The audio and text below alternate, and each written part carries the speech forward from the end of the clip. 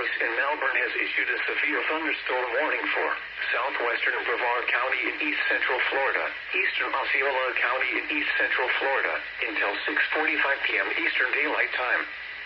At 6:17 p.m. Eastern Daylight Time, severe thunderstorms were located along a line extending from near Harlingen. Oh, that's a massive sphere. Look at that.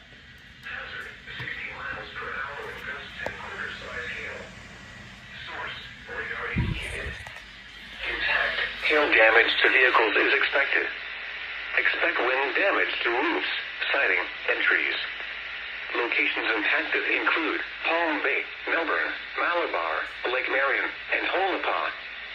For your protection, move to an interior room on the lowest floor of a building.